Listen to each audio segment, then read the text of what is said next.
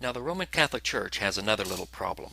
One of the leading doctrines of the Church of Rome is the celibacy of the clergy. In other words, the priests cannot get married.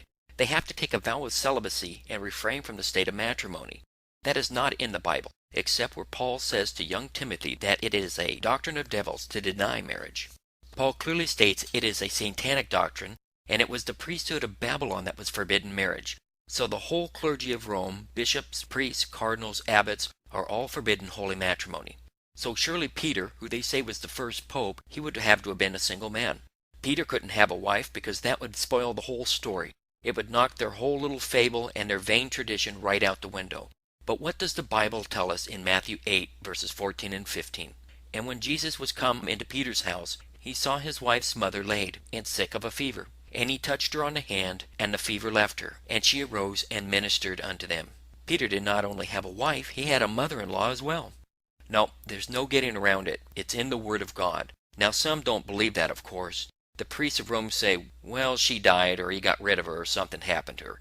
That's early on in the story, but by the time the church was formed, he didn't have a wife anymore.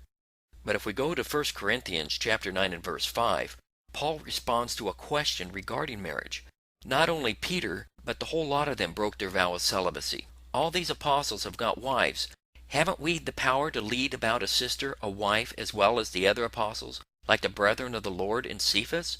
The whole apostles, brethren of the Lord, and Cephas were all married. Who is this Cephas? Cephas was Peter. The name Peter is translated from the name Cephas. Please note again, the Apostle John interprets the name Cephas as a stone. He was just a little stone, not the rock of foundation. And all of this is taking place about 30 years after the events at Calvary and Pentecost. Peter's wife hadn't died. She hadn't gone anywhere. She went on Peter's missionary journeys and traveled with him. And Paul is saying to these Corinthians, come on, am I not entitled to have a wife and bring her about with me on my preaching tours as well? Haven't I got as much right to have a wife as the other apostles, the brothers of Jesus, and even Peter? This truly puts the institution of Rome in an awkward situation, doesn't it?